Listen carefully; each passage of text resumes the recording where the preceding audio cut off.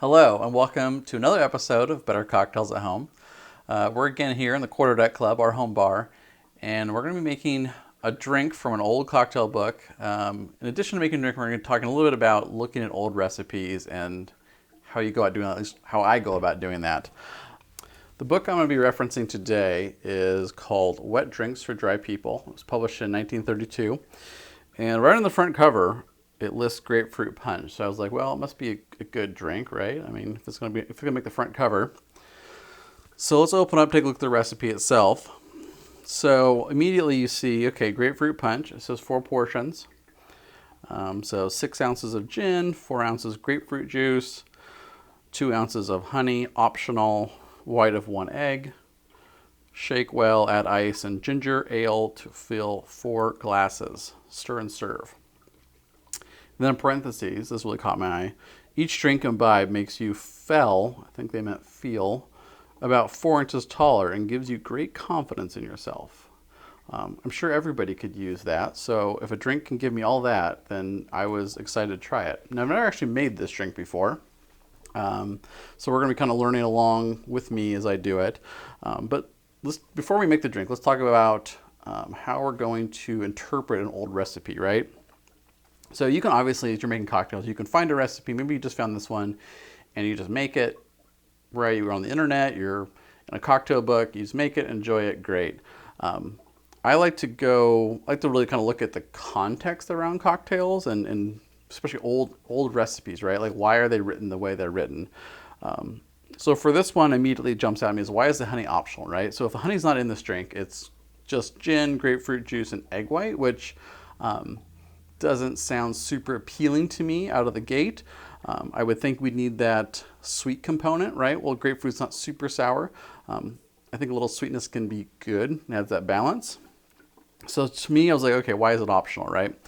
So then I look at the book itself. So the book was published in 1932. So during that time, that was the Great Depression as well as Prohibition. So this book is really designed for people to pretty much just have gin. There's all pretty much gin and whiskey drinks, and then using really common stuff around the house. So citrus, different kinds of just stuff you have in your pantry, right? So then I'm kind of thinking, well, maybe that's why honey's optional. Maybe it's because honey, maybe during the Great Depression, it was a little bit more expensive. Maybe it wasn't as common as it is now.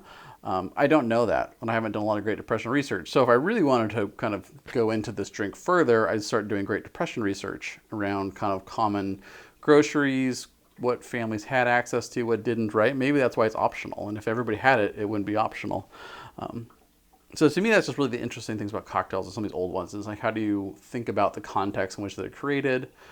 Why are they written the way they're written, etc. So we're going to interpret this kind of a little bit more modern stuff I have, and then also I'm going to pare down the ratios just because I want to make 4 drinks right now. So we're going to start making the Grapefruit Punch. Not quite from 1932, but we're going to kind of interpret it to today. And some of the stuff, so like I said, so instead of honey, I'm going to use honey syrup because I know it integrates a lot better into cocktails. Instead of ginger ale, I'm going to use ginger beer because I prefer it. It has a lot more kick to it and it has more flavor. So that's kind of how I would approach an old recipe like this. So we're going to make this, and then we're going to use egg white in it, and which I've actually never made on the show before. All right, so it's going to be a shake and drink because it has egg white. So the first thing I'm going to do is I'm going to start juicing some grapefruit. And I actually use this like mechanical juicer, this automated one, just for grapefruit pretty much because it works really well.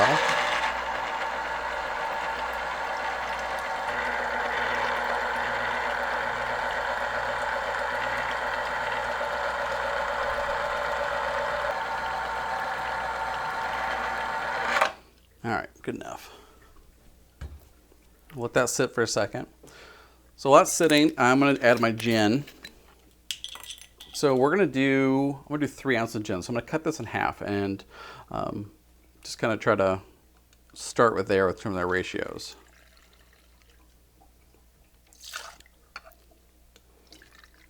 All right, there's 3 ounces of gin.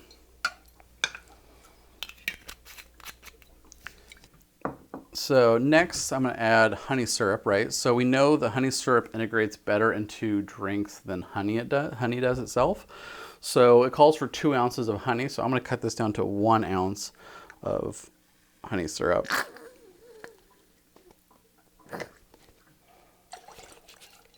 And add that in. Next up, we'll do our egg white. So I find it helpful to have kind of two things you can kind of work with. And because we're cutting this in half and it calls a whole egg white, if I don't get all of the egg white, I'm okay with that because I know I'm kind of reducing the recipe. So I'm going to slip that in there. All right. And then now we'll go back to our grapefruit and we'll add that. So it calls for 4 ounces. So I'm going to cut that in half again to 2 ounces.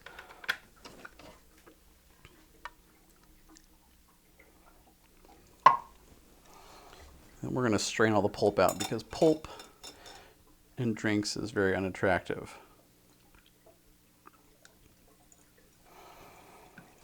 It's not something I enjoy. I also don't like orange juice with pulp in it. Yuck.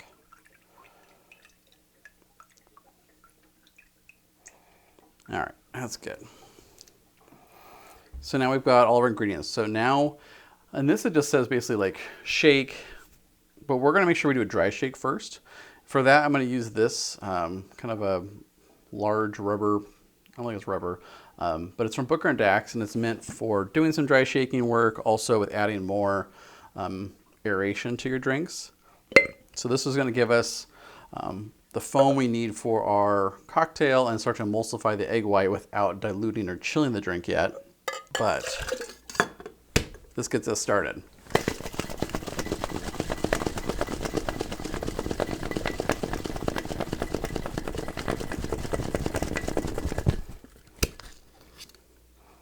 You gotta hold when you're shaking a dry shake, you gotta hold the shakers together because there's no ice in it. So the ice creates a vacuum because it chills it and compresses. The air becomes denser and compresses when it's colder. And so that's why your shaker holds together with ice in it, but it doesn't do it with that.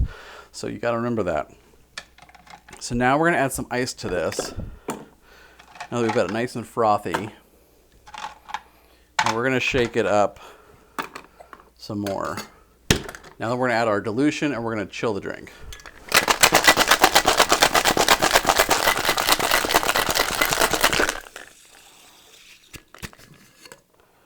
All right, lots of foam, which is great. So I'm gonna do this into a Collins glass. The recipe doesn't specify a glass, but I'm gonna do 2 ice cubes. Then I'm gonna grab my strainer and we'll see how this pours out. A light pink hue, silky, frothy from that egg white. We want to leave a little bit of room at the top for the ginger ale in the recipe. I'm using ginger beer, it has more flavor. And top it with that. Probably maybe an ounce or so, maybe a little more.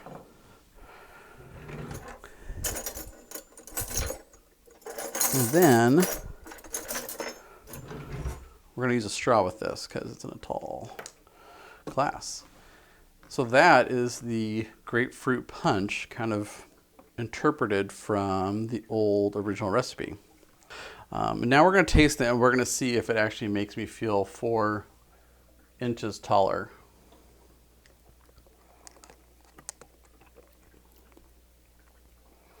I don't know about 4 inches, maybe 2 inches, but it's pretty dang tasty. It's got great color. Using simple ingredients. Yeah, it's really, really flavorful. And I think the ginger beer is a better choice here. Ginger ale, I think we get totally lost in this because it already is a weaker ingredient. But yeah, I really enjoy this. This is something I would definitely make again for sure. But that's the Grapefruit Punch and how you interpret an old recipe to something you can make at home in modern times. We'll see you on the next episode of Better Cocktails at Home.